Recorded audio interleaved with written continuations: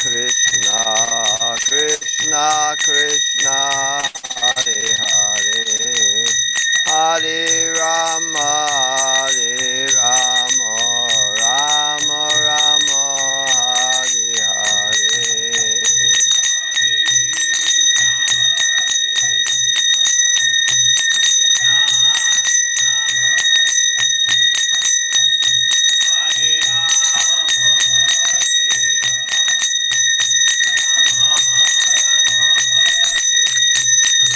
Hare Krishna, Krishna Krishna, Hare Hare, Hare Rama, Rama Rama, Hare Hare.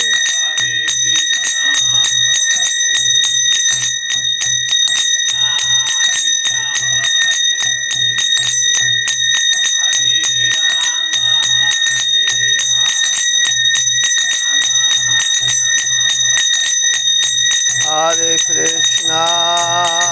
Krishna, Krishna Krishna, Hare Hare, Hare Rama, Rama Rama, Hare Hare.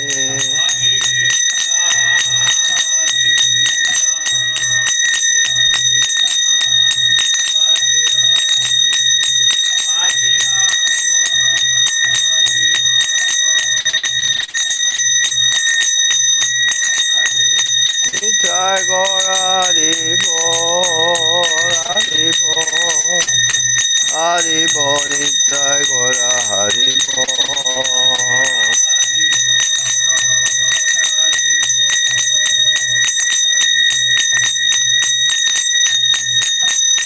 Jaya Prabhupada, Jaya Prabhupada, Prabhupada, Jaya Prabhupada.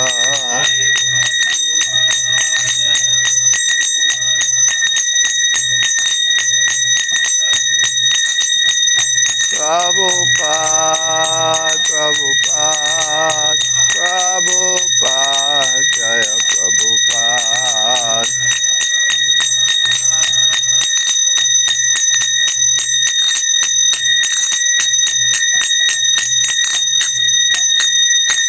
Srila Prabhupada ki jai. Om Namo Bhagavate Vasudevaya.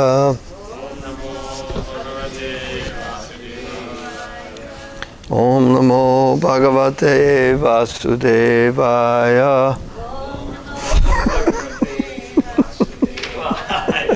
Om Namo Bhagavate Vasudevaya.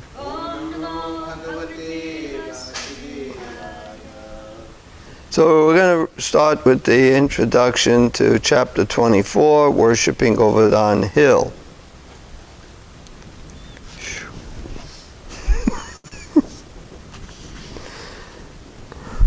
I was seeing it a minute ago, now I'm not seeing it again. Okay, in this chapter, Lord Sri Krishna, oh boy. Okay, I just need to do, how many, is there anybody on this? Okay. Anyway, I just got to explain that I had eye operation for cataracts. I used to be able to read. Now I can see far distance. But I can't see close so well. But I'm going to try again. In this chapter, Lord Sri Krishna crushes the pride. It's like I'm just learning how to read. Okay, crushes the pride. I can't do this. Jiva, you could read maybe, and I'll interrupt and talk. I don't know how else we could do it. What? It's 10th canto, 24th chapter, starting the reading. Yeah, I don't know if I can see it. You can't see? Well, I can see, but not so close. Yeah, you can just read it. Chapter 24. Tell me if you can hear her. Hill. She needs to wear it. audible. Worshipping Govardhana Hill. Yeah, I'm sure you In this chapter, Lord Sri Krishna crushes the pride of Indra by prohibiting a sacrifice intended for him and initiating a substitute sacrifice in worship of Govardhana Hill. When Sri Krishna saw cowherd men busily preparing for sacrifice to Indra, he inquired about it from their king, Nanda. Nanda explained that the rain given by Indra enables all living entities to maintain their lives, and therefore this sacrifice would be executed to satisfy him. Krishna responded, "It is because of karma alone that living entities take their birth in a certain body, experience varieties of happiness and suffering in that body, and then give it up as the karma pertaining to it runs out. Thus, it is karma alone that is our enemy, our friend, our guru, our lord, and Indra can do nothing to alter the happiness and distress of anyone, for everyone is tightly bound by his karmic reactions. The material modes of goodness, passion, and ignorance bring about the creation, maintenance, and destruction of this world. The clouds give forth rain when they are impelled by the mode of passion. And cowherds prosper by protecting the cows."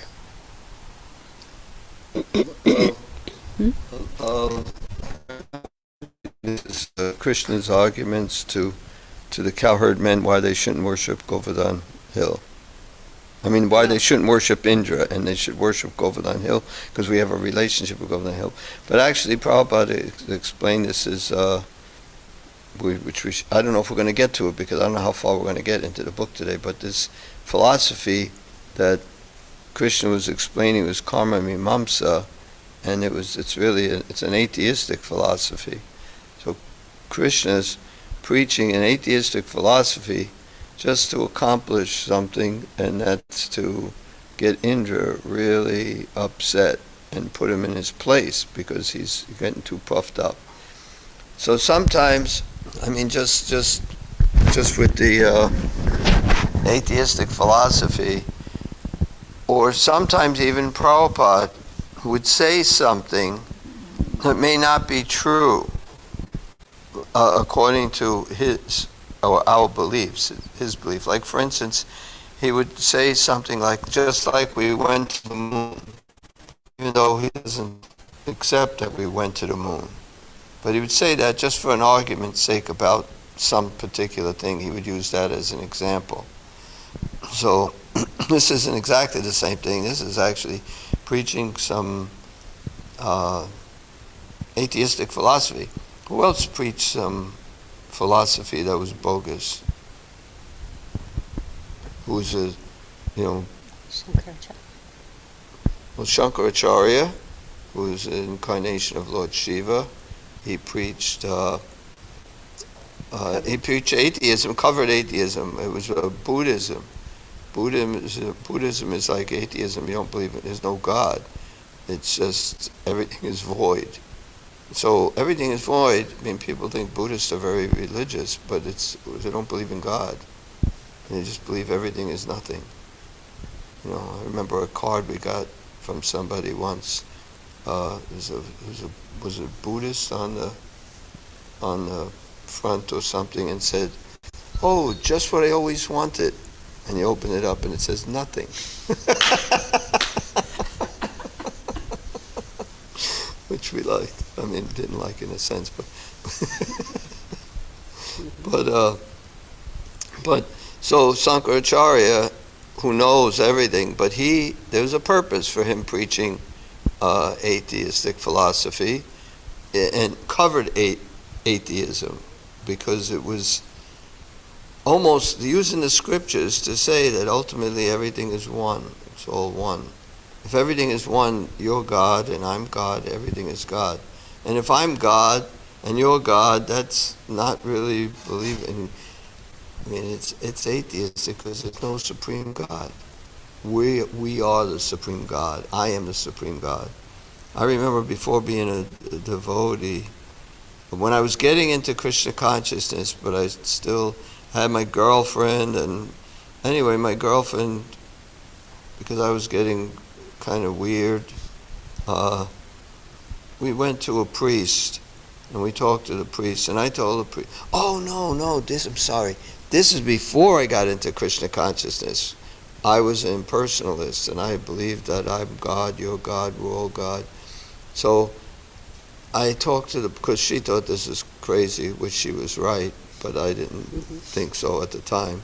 But we went to a priest, and I explained this to the priest, that everything is God. You're God, I'm God, we're all God. He said, and he told me, he said, I don't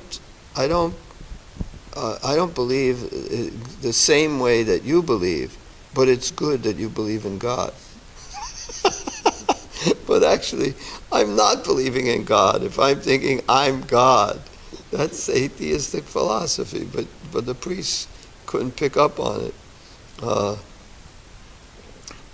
But the devotees certainly picked up on it and could explain very nicely that we're not God, we're part and parcel of God. We have the same quality as God, but not the same quantity. And that made perfect sense to me. But in any case, so sometimes devotees will preach something atheistic for some other purpose. Now, can anyone think of anyone else who's, besides Shankaracharya, who's preached some atheistic philosophy or impersonalism?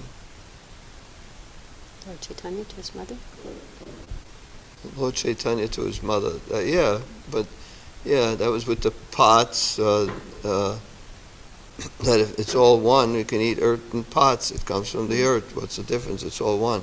So then his mother explained that it's all one, yes, but at the same time there are differences, and she gave some different example. And Lord Chaitanya was very pleased with that. But also with Lord Chaitanya and Chaitanya Leela, didn't Advaita Acharya preach some atheistic philosophy? Yeah, Advaita Acharya. Advaita Acharya. And what was his reason for doing it? To get chastised by Lord Chaitanya. Right. Because Lord Chaitanya always looked up to Advaita Acharya, and he's the supreme, so he wanted to get chastised. So he's preached atheistic philosophy, and his desire was fulfilled. So sometimes devotees might preach some atheistic philosophy for some particular reason. But in general, we don't preach atheistic philosophy. And here is Krishna is preaching atheistic philosophy for a particular reason.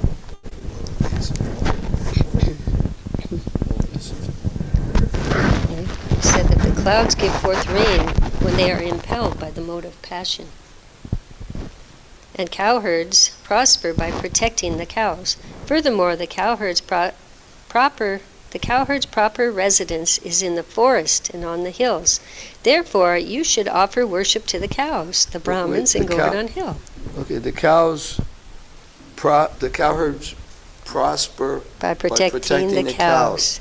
I mean, if you look at the people today, they want to prosper, so they have cows, and they figure out how's the best way to prosper is if once the cow stops giving milk, I kill the cow, and then I'll be making a lot more money because I don't have to feed it, I don't have to take care of it. But they don't see the whole real picture. You prosper by protecting the cows, not by just figuring out the best way you get the most milk for the least price. But if better, you pay more money, you protect the cows, you take care of the cows, and then you can prosper. That's the best way. So we need some farmers. If anybody's online that's interested, we'd like to get a farm and get some cows because we want to prosper. Now we know how. Well, that's not the only reason we'd want a farm. But it would be nice to be able to protect the cows because Krishna would like the cows protected. After Krishna spoke thus, he arranged for the cowherd man to worship Govardhana with the paraphernalia collected for the sacrifice to Indra.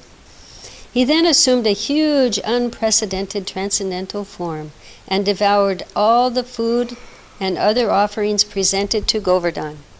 As he did so, he proclaimed to the cowherd community that although they had worshipped Indra for so long, he had never appeared in person, whereas Govardhana himself had now manifested before their eyes and eaten their offerings of foodstuffs. Eat it? I said eaten. Therefore, they should all now offer obeisances to Govardhana Hill. Then Lord Krishna joined the cowherds in offering obeisances to his own newly assumed form.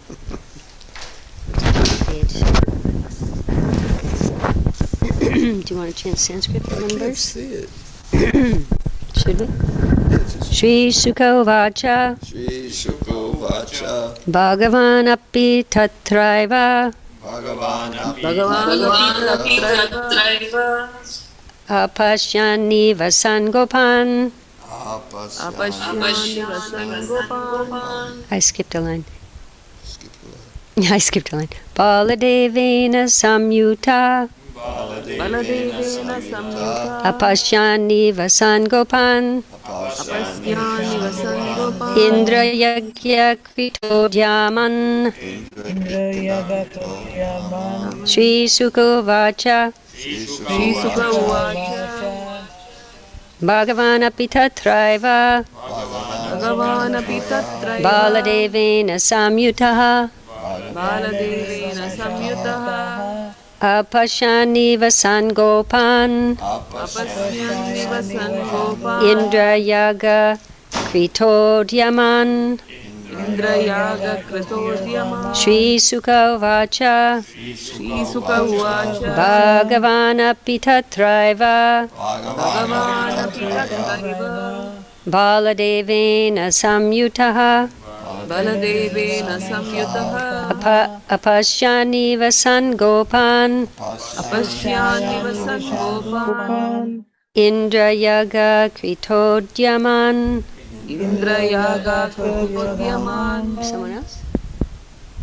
Shri Sukha Vacha Shri Sukha Vacha Bhagavan api tatraiva Bhagavan api tatraiva Baladevena samyutaha Bhagavan samyutaha apashyani vasangopan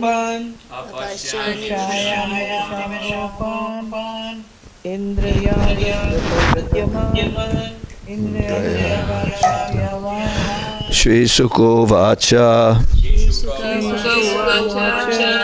Bhagavan api tatraiva Baladevena samyutaha apasyan niva sangopan Indra yaga krito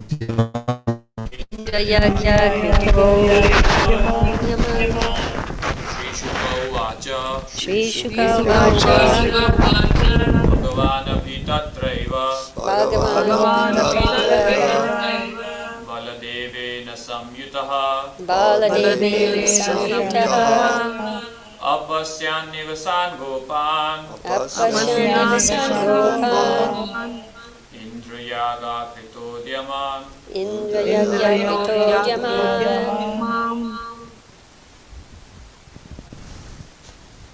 Shri Sukha Vacha Shri Sukha Vacha Shri Shukadev Goswami said, Shri Sukadeva Goswami says, Bhagavan, Bhagavan, the Supreme Personality of Godhead, the Supreme Personality of Godhead, api, so, also, tatra eva, Tatra Eva, in that same place, in that same place, Baladevena, Baladevena, by Lord Balaram, by Lord Balarama, Samyutaha, Samyutaha, joined,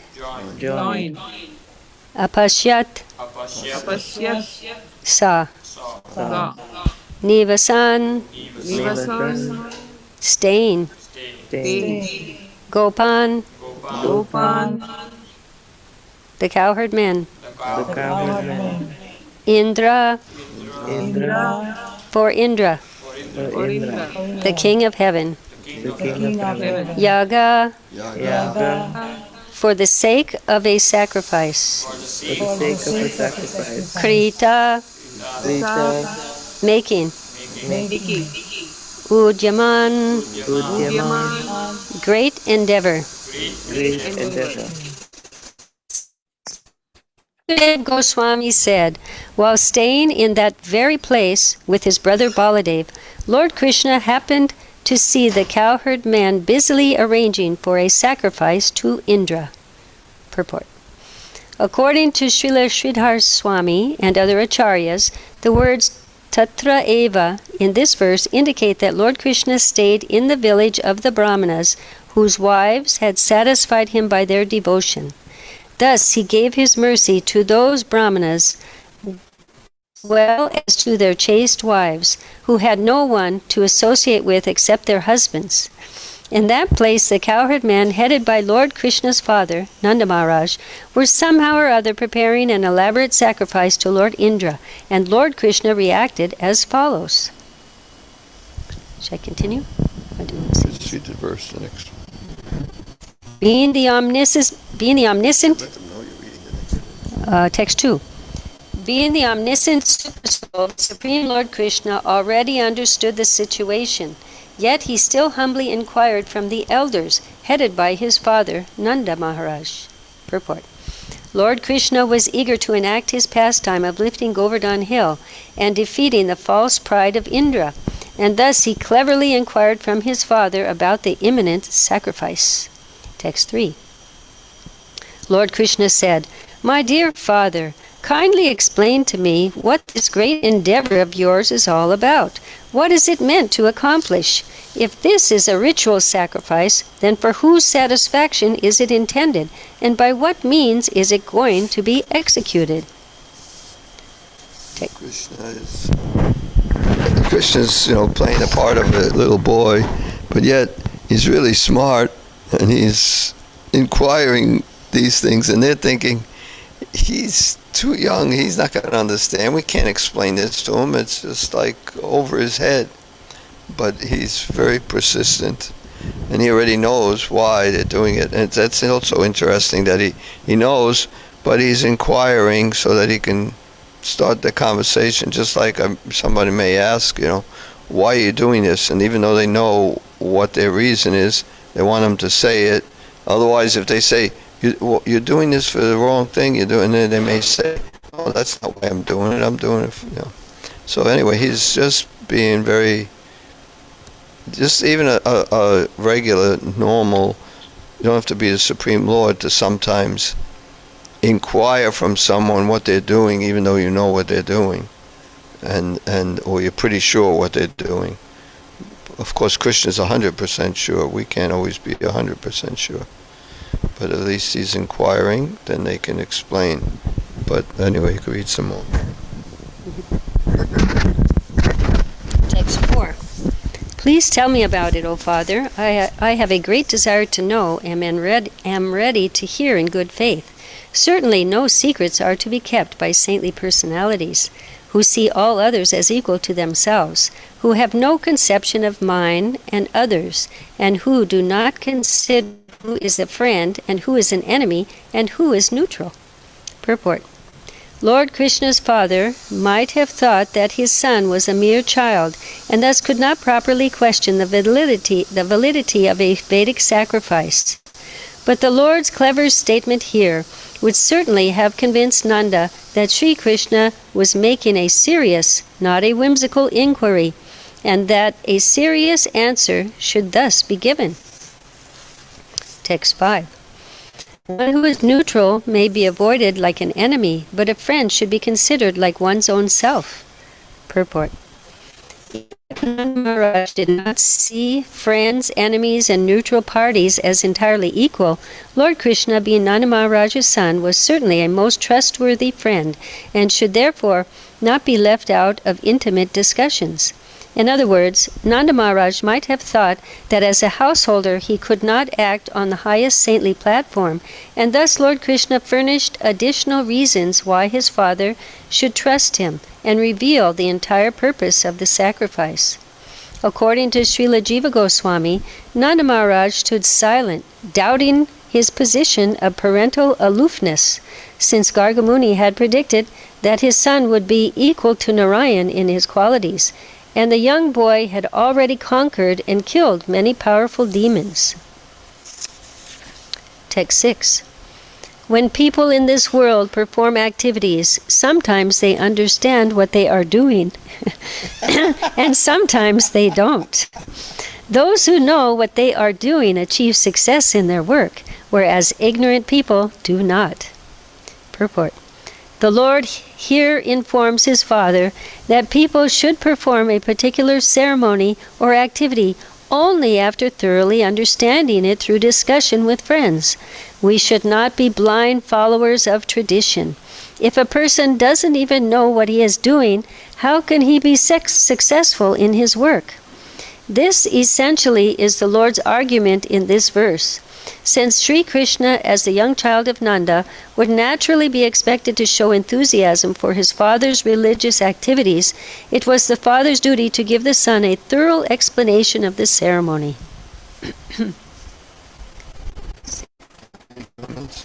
No, I just remember hearing several people saying that they were raised just doing different ceremonies and just going through it and not understanding, why am I doing this?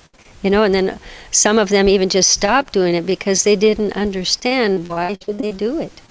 And, Prabhupada doesn't want us to be blind followers. We should understand what we're doing. Then we can do it more wholeheartedly. We'll be able to put some, endeavor, some effort into what we're doing. I know one person who, Indian person, who was doing things without knowing any reason why, and then decided to do the opposite because it doesn't make any sense. There's no reason. Even with meat, not to eat meat, she had no reasons why we don't eat meat.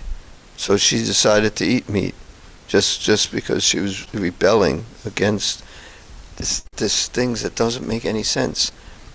People do so many things and they don't know what they're doing. So it really makes a difference when you know what you're doing. And then otherwise, and that makes your faith stronger. There's a reason for it. And certain things we may not even know the reason for it, but we still do it. I can't think of anything offhand, but some sort of ritual or something that we might do. We might not know why I do that particular thing. Can you think of anything? Maybe in the beginning, but then you would inquire and want to understand.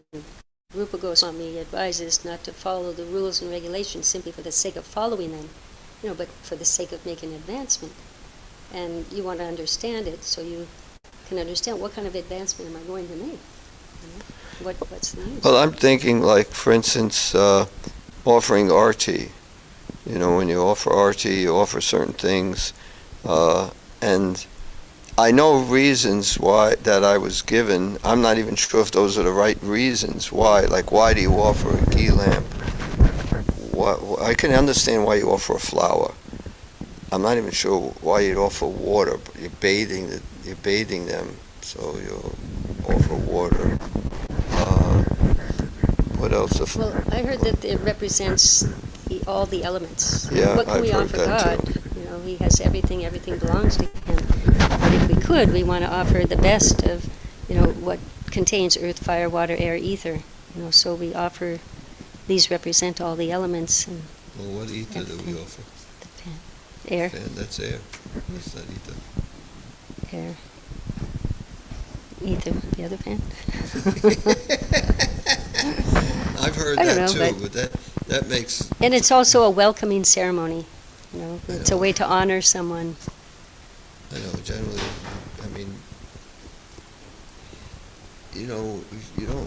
people in a different culture, Mm-hmm. you don't welcome somebody by, you welcome, come in and shake their hand or something. But anyway, I'm just trying to give one example. why do we offer these particular things? I've heard many different reasons, not many, but several reasons why. I don't know which one is right, but in any case, I may not know why exactly we do it, but I know enough that it is a way to welcome the Lord. It is a way to greet a great personality, not even just the Lord, even a great personality. So, so we do that. I can't think offhand of other things, but there might be. So it's like everything we accept because we have a foundation of how it is makes perfect sense. But there might be one thing that we don't really know why, but we still do it because everything else makes sense. There's some reason for it, and I may not know the reason. I was just reading Prafula Mukhi. She was remembering when she first saw devotees. I think she went to the temple, but she saw one devotee sitting. He had a shaven head, and he was sitting and chanting. And she asked him, "Why do you shave your head? Why are you chanting? Why are you wearing those clothes?" And his reply was, "I have no idea."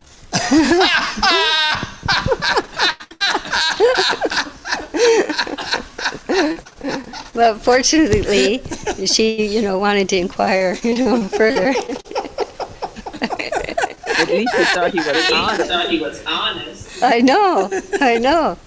That was really good, I thought, yeah. He was honest, and I'm sure he felt he would understand at some point. Well, I think the idea is that this is real. Certain things. I don't know why I'm doing this. I don't know why I'm doing that. Right. I mean, even why we shave our heads. Should you open the curtain? Oh, sure.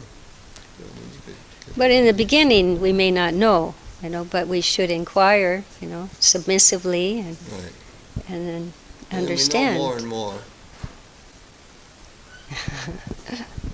And even the reasons for certain things that were not positive, the reasons that, like even just for the arti, they make sense. That might be a reason, it may not be, but at least it makes sense.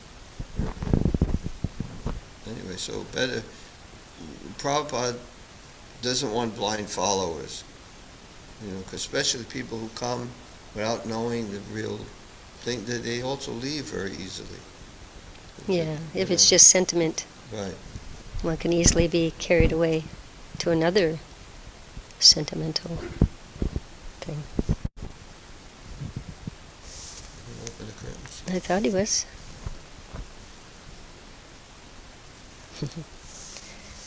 Text 7? Oh.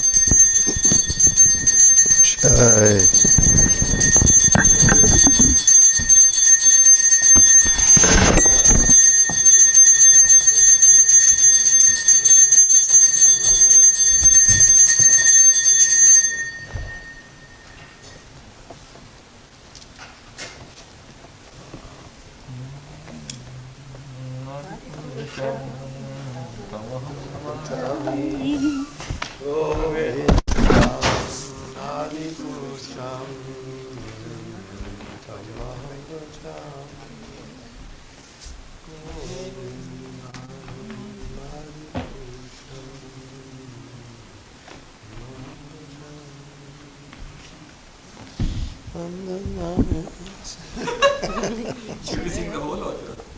No, we'll give it class.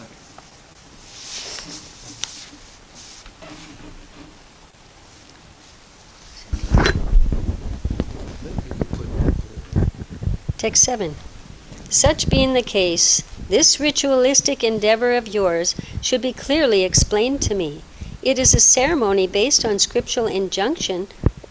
Oh, is it a ceremony based on scriptural injunction, or simply a custom of ordinary society? Text 8. I mean, it's so nice if you had a child like that that's inquiring like that. It's like, wow, who is this guy? How can you not respond? Nanda Maharaj replied, "The great Lord Indra is the controller of the rain. The clouds are his personal representatives, and they directly provide rainwater, which gives happiness and sustenance to all creatures." Purport. Without clear rainwater, the earth could not possibly provide food or drink for anyone, nor could there be cleanliness. Thus it would be difficult to overestimate the value of rain. Text 9. I was thinking about my own childhood. When I was a little kid, if I remember whatever we're saying, my parents both just thought, I don't know what I'm talking about. So they said, yes, yes, yes. Yeah, they didn't even listen to what I was saying. And I never saw that until my daughter was born and we'd go visit them. And I saw the way they dealt with her. When my daughter said something, I'd listen to her and I'd answer. And when my daughter said something with them, they did the same thing with her that they did with me. It's like, oh yeah, we'll do that, or something, whatever. Not even listening to what she's saying and not answering the question. So fortunately, in the Vedic culture, the parents did listen to their children and did answer them. Yeah, because you're teaching them what they say doesn't matter by not listening. Whatever you're teaching them, Yeah. it doesn't. I mean, so this will explain why I'm like I am.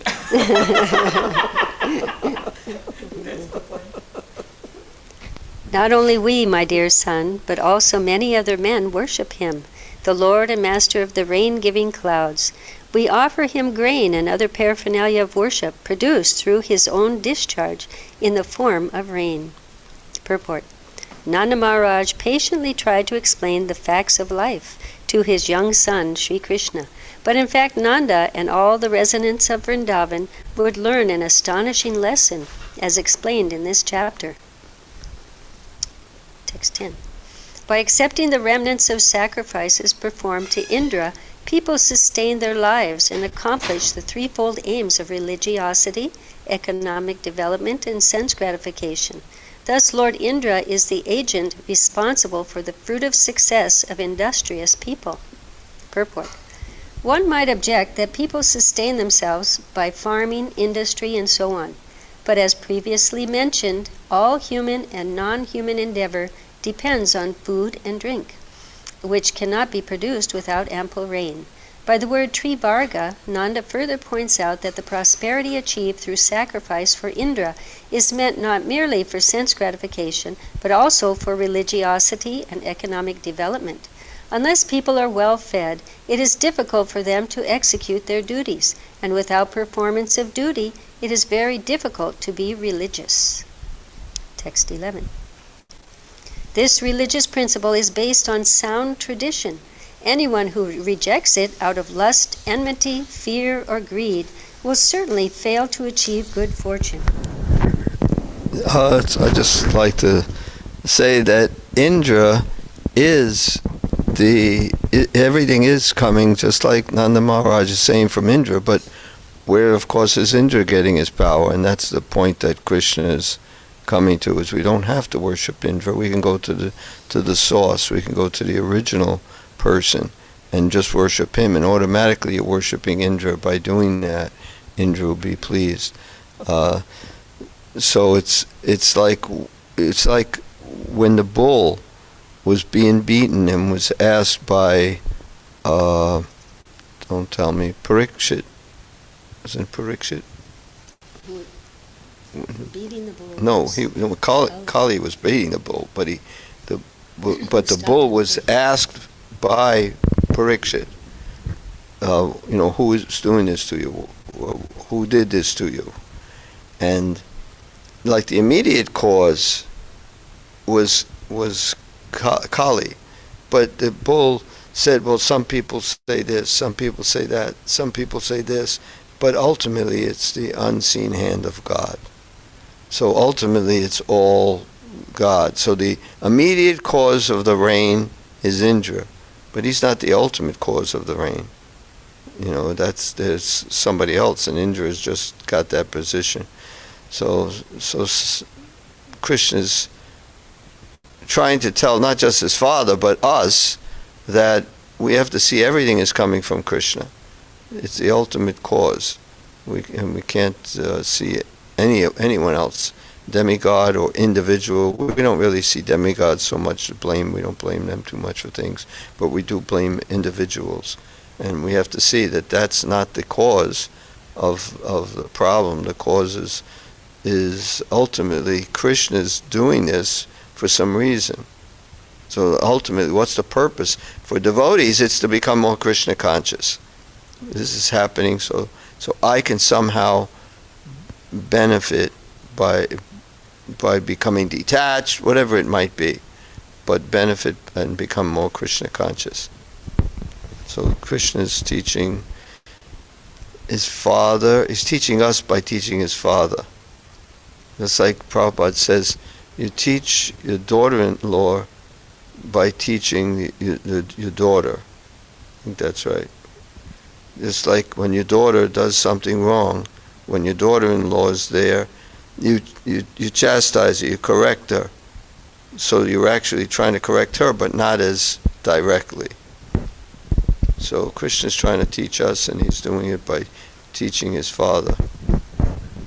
Krishna is Sarvakaranam. You said that all by worshipping or serving Krishna, all the demigods are satisfied. Indra should be satisfied, but in this case he wasn't. Well, he was So- ultimately satisfied, but He in had the to be- beginning he wasn't too happy. Put in his place. He wasn't happy, and he was really bad. And he was so bad, worse than demons today. You know, that he wanted to kill God. He tried to kill not just God, his whole family, all his pets, his cows. Kill them all, every one of them. Why? Because he spoke like this against me. That's so puffed up. You're neglecting him. So puffed up. But now why didn't Krishna kill him? Krishna didn't kill him because he's a devotee. He just made a mistake. And I have to correct him. And then he changed, of course. But with other demons, he just kills them. You know, Pundraka comes out with 4 arms, you know, and the symbols. He just has a laugh and takes out his chakra and kills him. He doesn't just try to chastise him so he learns. He knows this guy ain't going to learn. There's only one thing I can do with him. And, well, Shishupal he tolerated, 100 curses or blasphemies, insults, and he's counted them very patiently and detached. And then he detached his head when he hit 100. And he didn't try to explain anything to him because he was a demon and he could see that it's a useless waste of time. But with the devotees, because they can learn. So Indra, he didn't kill Indra. He simply did this. It's so cool what he did.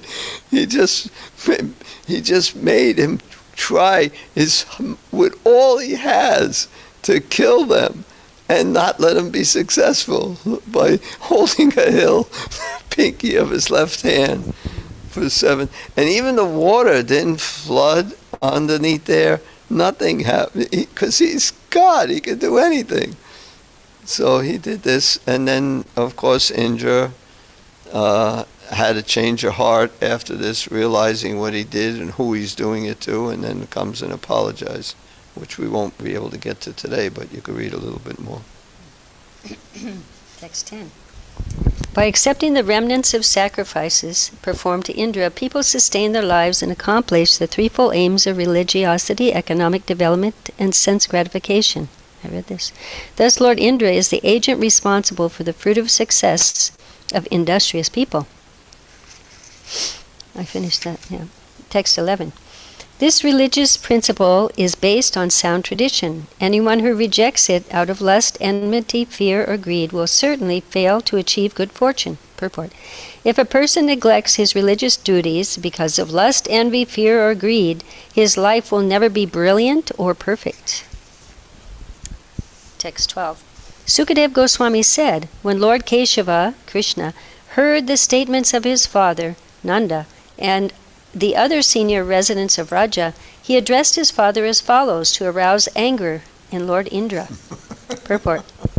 Srila Sridhar Swami explains that Lord Krishna's intention was not simply to insult the demigod, but rather to knock down the great mountain of false pride that had arisen within the Lord's tiny servant, who was supposed to represent the Lord as Indra.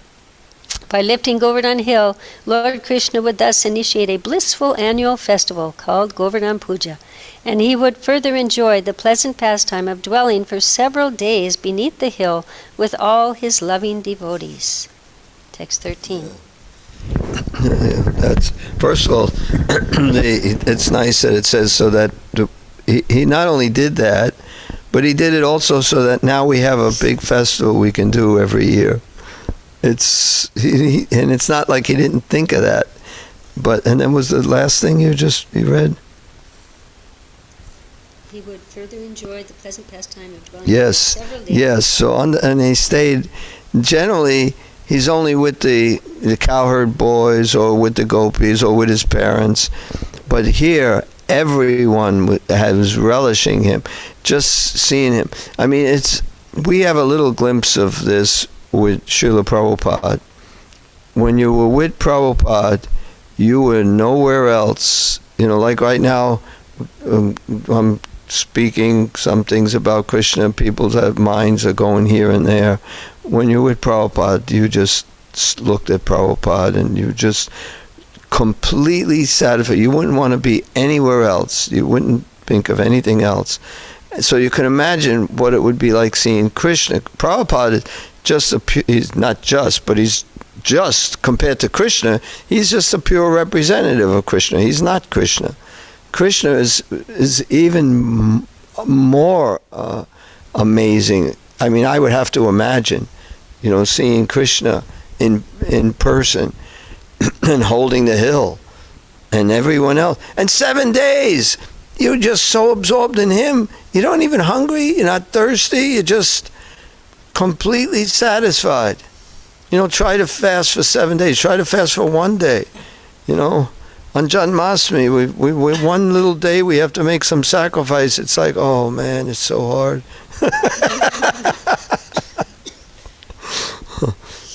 and it wasn't for Prabhupada, but I remember in New Vrindavan, we were starving, and Prabhupada has Krishna book reading, and everyone's there. And it's after midnight. It's going on to 1 o'clock, 1:30. It's like, what's he doing? Come on, we got to eat. And then somebody finally mentioned to him that devotees are hungry and something or other. He said, oh, and then he ended. He said, just totally absorbed in Krishna. You're completely satisfied. Don't need anything. And even when he did take prasadam, it's not like us, we're just eating. He just relished. You see a picture of him in his room by himself on a little desk facing the wall. It's like, what are you looking at on the wall? He's just absorbed in just taking prasadam, seeing it as Krishna. That was his whole meditation. So seeing Prabhupada was the closest thing for those who got to see Prabhupada. Was the closest thing of like seeing anything close to Krishna. I remember when I first saw a picture of him, well, not when I first saw it, but when a devotee showed me a picture of him, and he said, look at him, he's on Sankirtan. I was just walking in New York, and he says, isn't he beautiful? And I remember looking at him in the picture and thinking, he looks like an old man, So but I knew I didn't want to hurt his feelings, so I said, yeah. And then he says, what do you believe in? Anyway, I don't want to get into the whole thing, but I didn't see him in his picture as being anything so special, but in person, he was very, very special. So just a little glimpse of what the residents of Vrindavan must have been experiencing under that hill. Even when I think about Vaikuntha, I think, who wants to go to Vaikuntha? It's like, what fun is it in Vaikuntha? Vrindavan, these pastimes are really fun. I can see they're really fun. So I was thinking of Vaikuntha, but then I thought about Vaikuntha is they're seeing Narayan. It's just like us when we're seeing Prabhupada. We're totally satisfied. So I could imagine in Vaikuntha they're actually seeing Narayan. They're having this relationship. It's awe and reverence. That was our relationship with Prabhupada, was with awe and reverence. At least most, 99% of the devotees, their relationship was awe and reverence. Some people had a little closer, intimate relationship, but it was still awe and reverence. So that awe and reverence relationship was so wonderful to be in his association.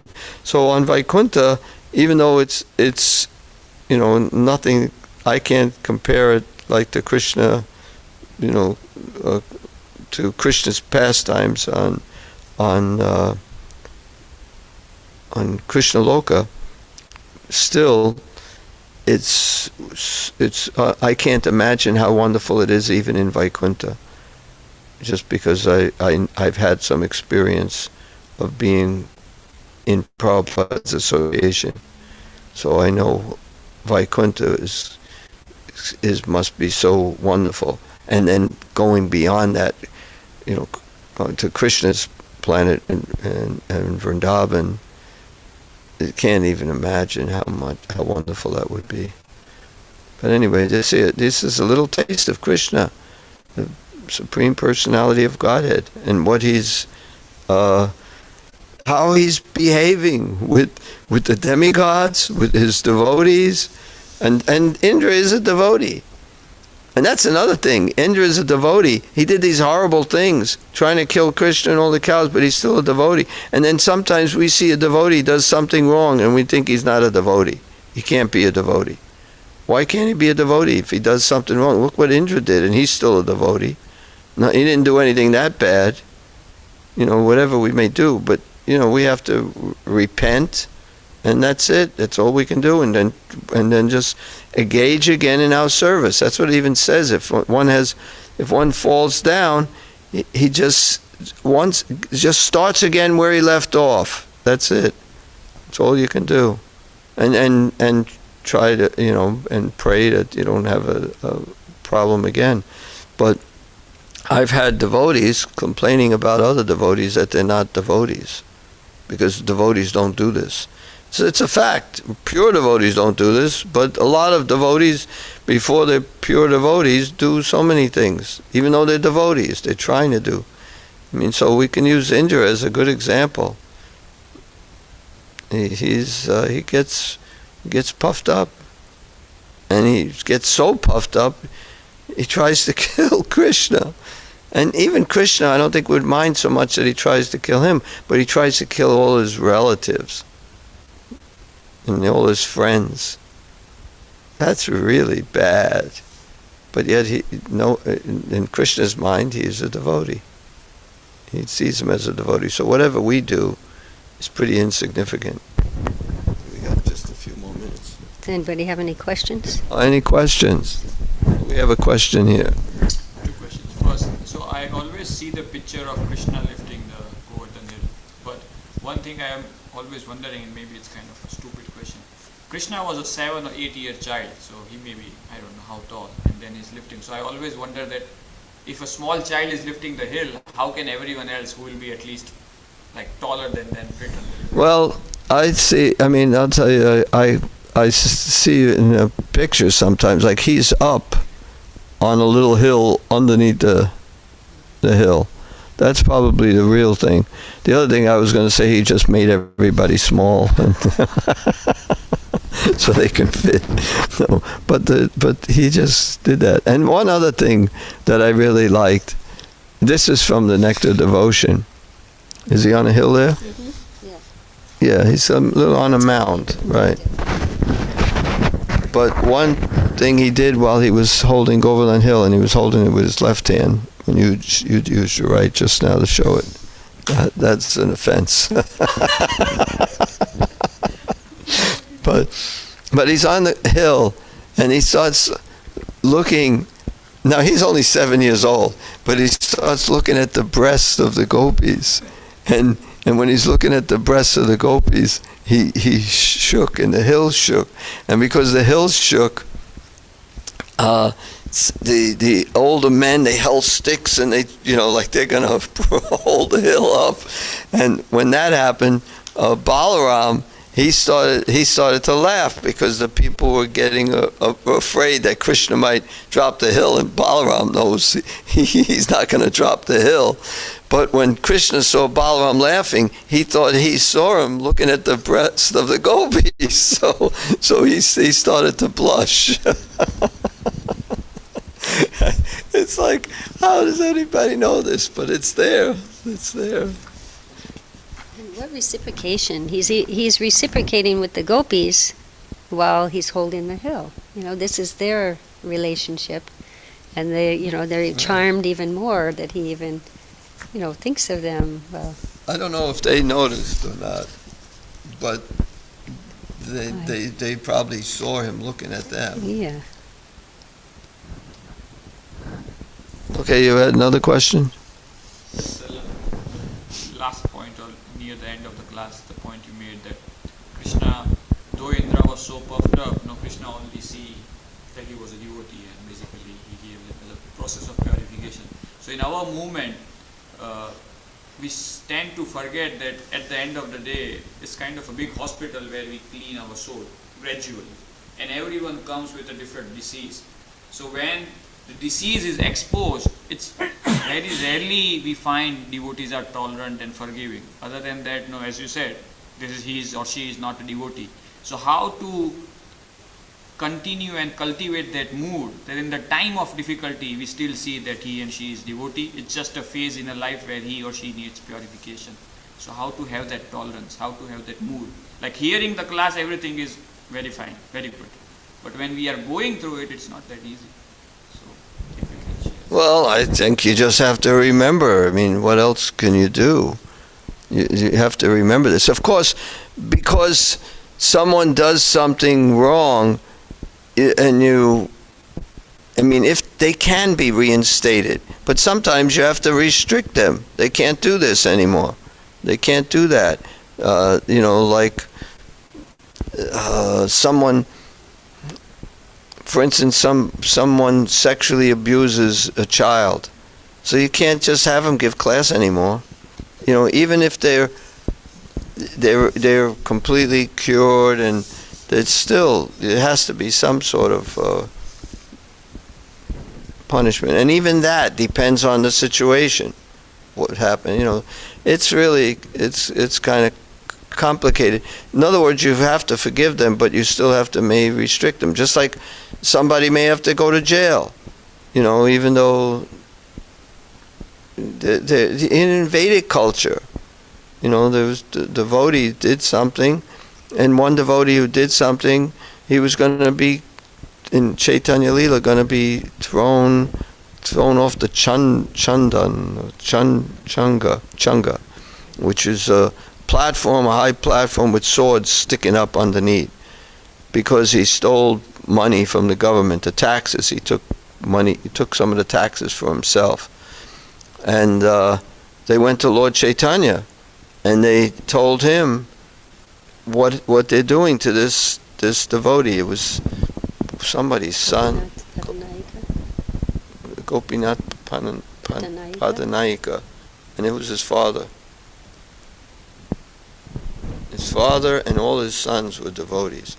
And he mentioned to Lord Chaitanya, you have to, to please tell the king to not do this, And Lord Chaitanya said, he took this, and that's his punishment, and now you're trying to tell me I should get involved. It's not a business of a sannyasi to how to run the government like this. He said different things, but he didn't want to get involved. But then, anyway, it's a whole long story, but the king found out. The king didn't even know that they were going to do this. He stopped it, and he gave him more money, as his salary was raised and stuff. But anyway, it's so there's sometimes for the devotee, even a devotee has to get some karma for what he did, but at the same time he's still a devotee. We shouldn't see him as not a devotee, and we should encourage him in devotional service. Yeah, with maturity, one will be able to see a bigger picture. I think that comes with maturity. When one is not so mature in the devotional service, they're more quick to judge and point fingers and not see one's own shortcomings as much. When you're not mature, lots of times you just see everything as black and white. There's no gray area, but there actually is a big gray area, and everything has to be considered. It's not just black and white. Although with Indra it may have been. Any other questions? Any from the... Gita Mala, are you there? Yes, I'm still here. I'm wearing the kurta you gave me. It fits. That's good. Yeah, and it's really nice. Thank you. Okay, so let's offer our obeisances to Srila Prabhupada. Just one What? comment, Prabhu, Pyari. Sure. I think the Rasraj Prabhu was giving a class maybe a couple of days ago, and it said in the Srimad Bhagavatam that rather than criticize a devotee, it's better to commit suicide or something like that. No, to hear blasphemy. Or blasphemy. Rather than hearing blasphemy, one can either commit suicide, cut out the blasphemer's tongue, or leave the place. Wow, that's pretty serious. Yeah. Yeah. It's easier just to leave.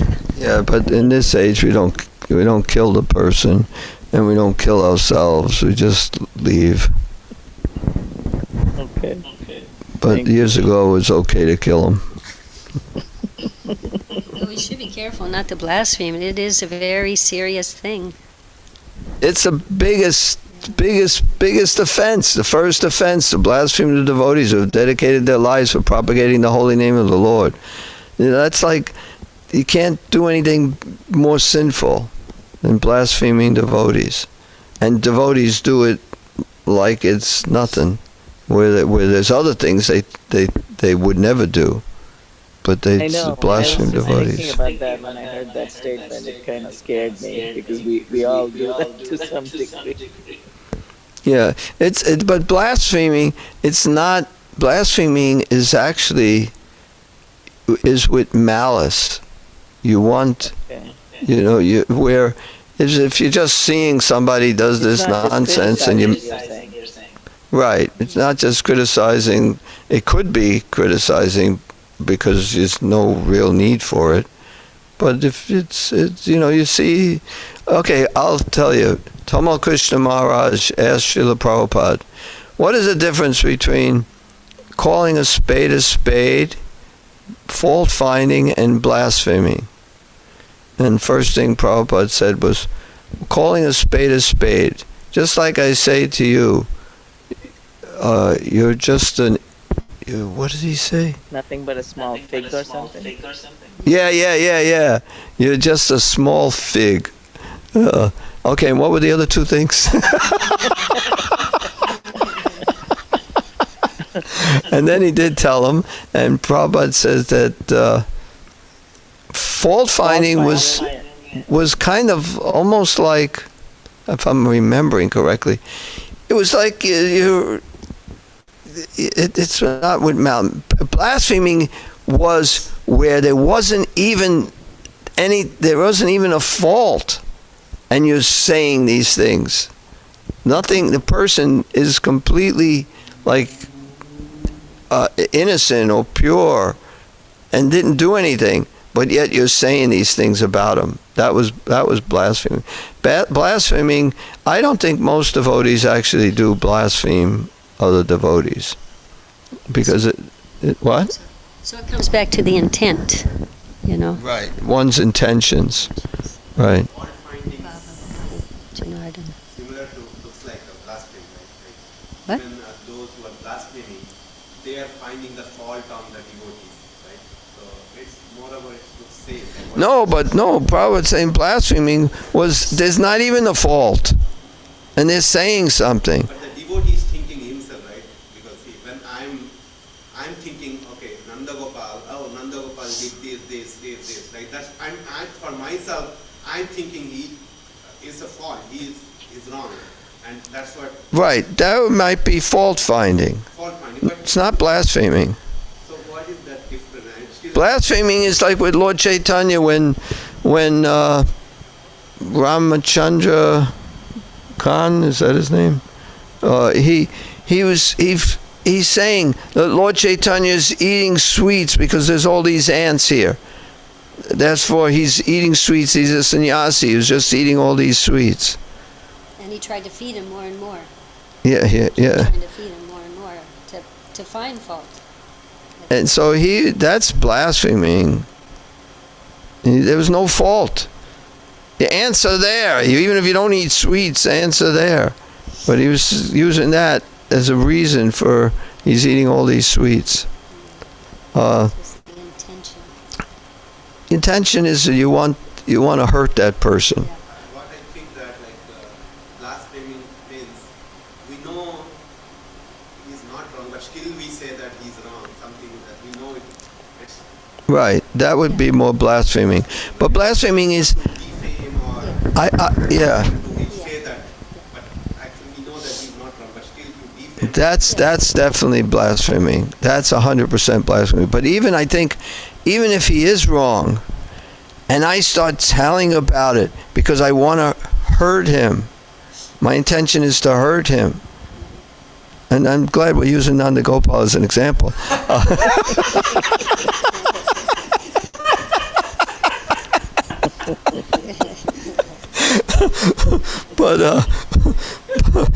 But then that would be blaspheming also. It's the intent. It's the intent in Krishna consciousness. The intent is really, really, really important.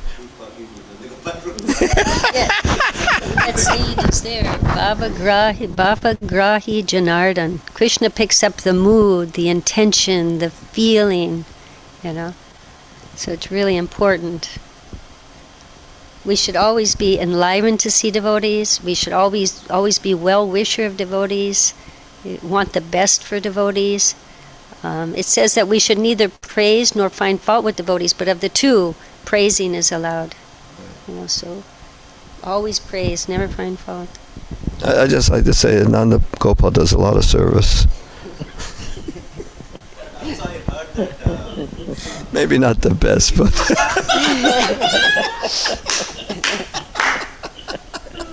That sounds like Pyari, Nanda Gopal. Yeah.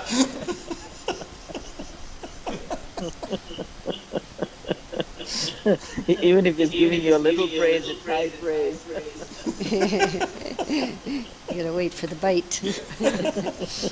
what were you saying, Rasaraj? I also heard that even praising, if you pretend to praising, that's also more worse than what do you call being fault finding or something. Is that true? When just I praise, pretending to praise, right? I'm not actually mean to praise, but I pretend to.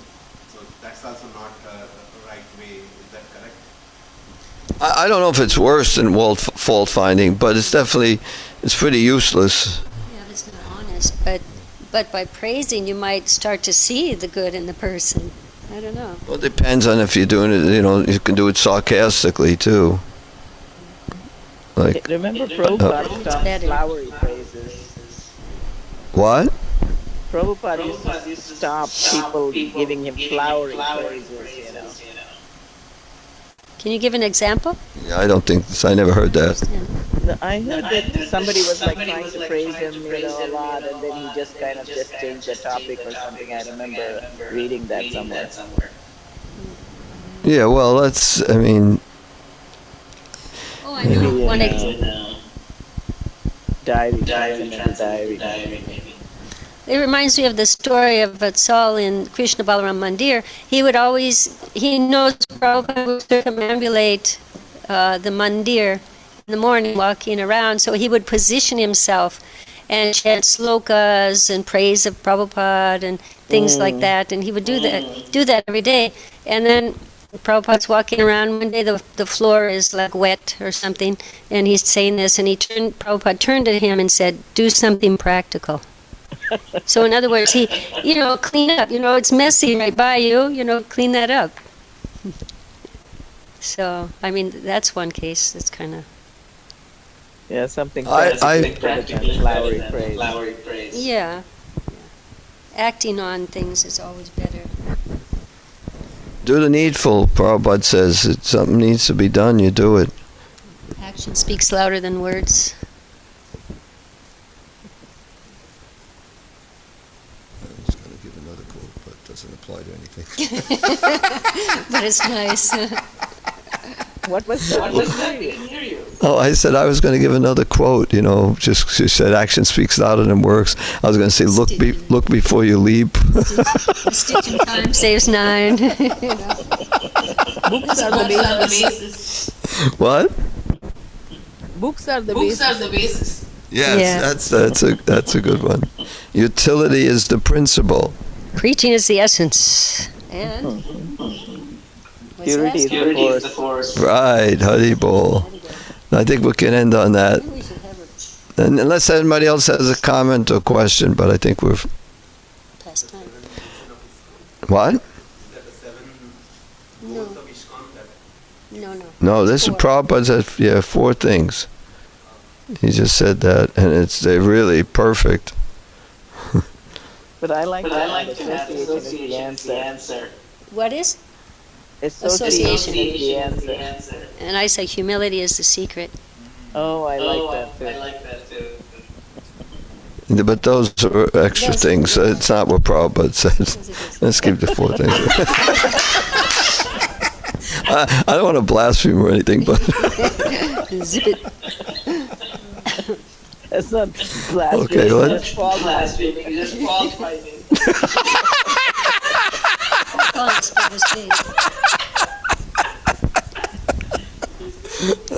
Well, you're definitely calling a spade a spade. That's all for our obeisances to Srila Prabhupada.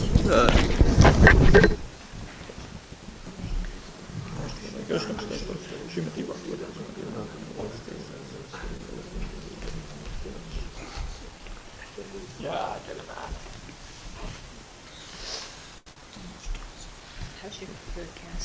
What? How's the gas in moving? Probably have a lot. Yeah, why?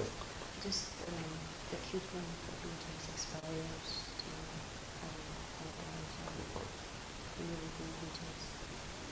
Tomorrow?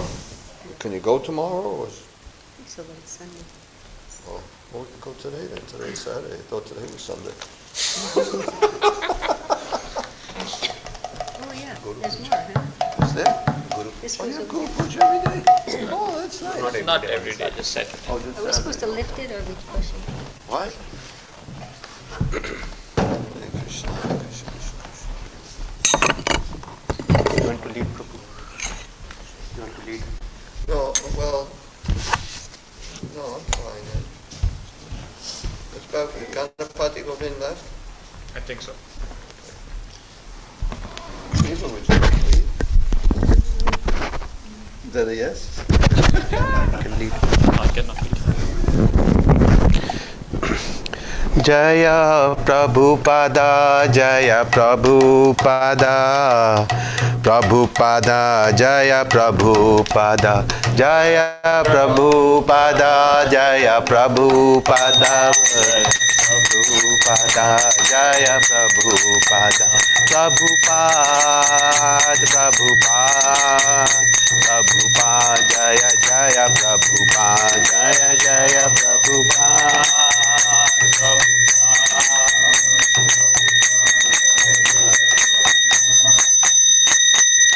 Shri Guru Charana Padma केवल भक्ति सद्मा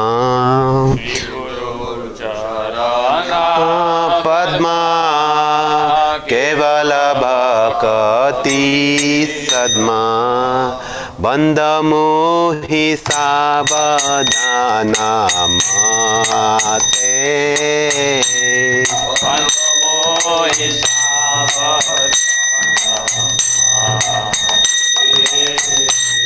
जहार प्रसादे भाई ए बाबतरिया जाए जहार प्रसादे भाई ए बाबतरिया जाए कृष्ण प्राप्ति हो जहा होते कृष्ण प्राप्ति हो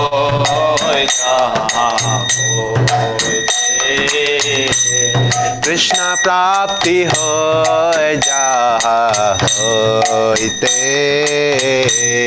कृष्ण प्राप्ति हो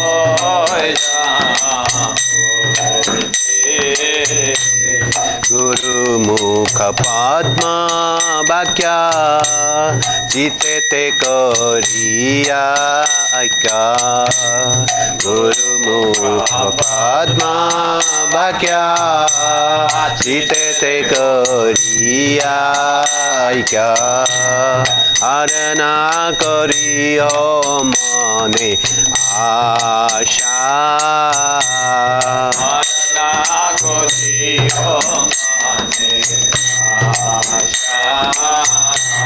श्री गुरु चरणे रति ऐसे उत्तम गति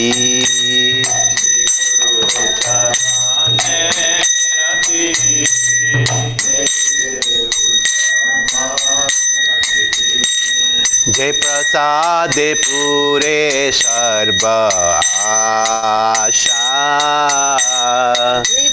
साधे पूरे सर्व आशा जय प्रसादे पूरे सर्व आशा जय प्रसादे पूरे सर्व आशा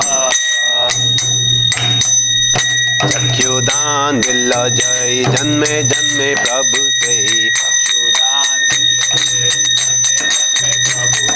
दिव्य ज्ञान हृदय प्रकाशित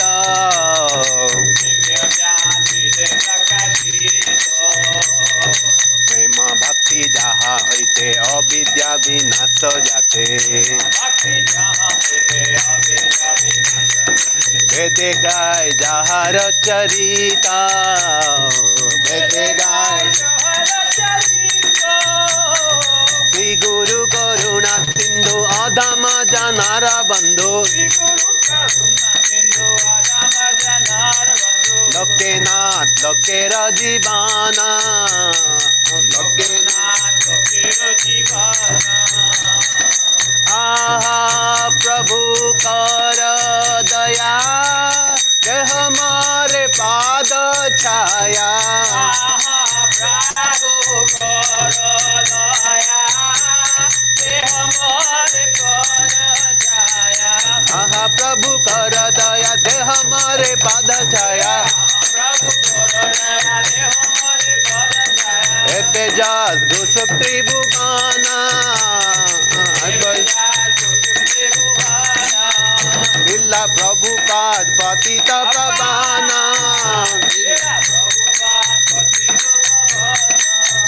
जय प्रभुपाद जय प्रभुपाद प्रभुपाद जय प्रभुपाद जय प्रभुपाद जय प्रभुपाद जय प्रभुपाद जय प्रभुपाद प्रभुपाद प्रभुपाद जय जय प्रभुपाद जय जय प्रभुपाद प्रभुपाद प्रभुपाद जय जय प्रभुपाद नमो विष्णुपदाय कृष्णप्रस्थाय भूतले श्रीमते भक्ति वेदांत स्वामी इति नामिने नमो विष्णुपदाय कृष्णप्रसाय भूतले श्रीमते भक्ति वेदांत स्वामी इति नामिने नमस्ते सरस्वती देवे गौरवाणी प्रचारिणे निर्विशेष शून्यवादी पश्चात्देशतारिणे नमस्ते सरस्वती देवे गौरवाणी प्रचारिणे निर्विशेष शून्यवादी पश्चात्देशतारिणे जय श्री कृष्ण चैतन्य प्रभु नित्यानंद श्री अद्वैत गदाधर श्रीवासादि गौर भक्तवृंद जय श्री कृष्ण चैतन्य प्रभु नित्यानंद श्री अद्वैत गदाधर श्रीवासादि गौर भक्तवृंद जय श्री कृष्ण चैतन्य प्रभु नित्यानंद श्री अद्वैत गदाधर श्रीवासादि गौर भक्तवृंद जय श्री कृष्ण चैतन्य प्रभु नित्यानंद श्री अद्वैत गदाधर श्रीवासादि गौर भक्तवृंद हरे Krishna Krishna Krishna Hare Hare Hare Ram Ram Ram Hare Hare Hare Krishna Krishna Krishna Hare Hare Hare Ram Ram Ram Hare Hare Hare Krishna Krishna Krishna Hare Hare Hare Ram Ram Ram Hare Hare Hare Krishna Krishna Krishna Hare Hare Hare Ram Ram Ram Hare Hare Hare Krishna Krishna Krishna Hare Hare Hare Ram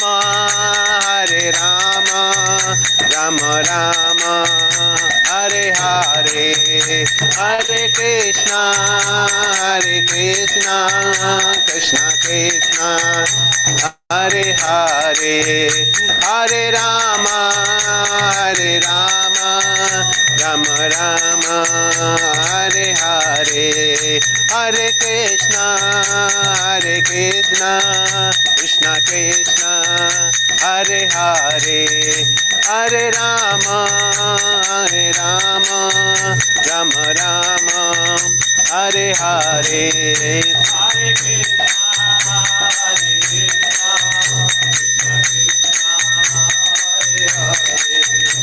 Hare Rama, Hare Rama, Rama Rama, Hare Hare. Jaya Radha Damodari Radha Damodari Radhe. Jaya Radha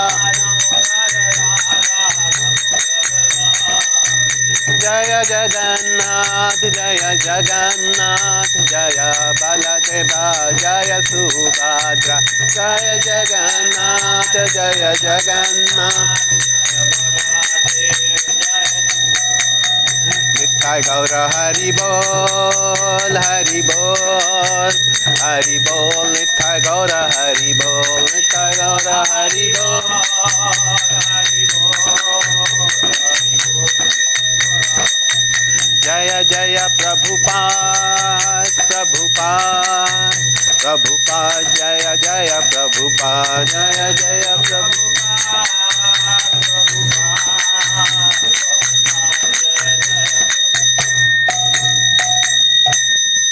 Shri Jagannath Baladev Subhadra Mai ki Jai. Jayo Vishnu Vishnu Dai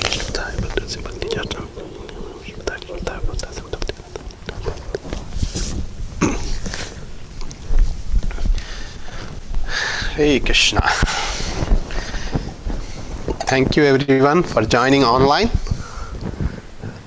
Hare Krishna. Thank you, Prabhuji, for the darshan. Hare Krishna. Hare Krishna.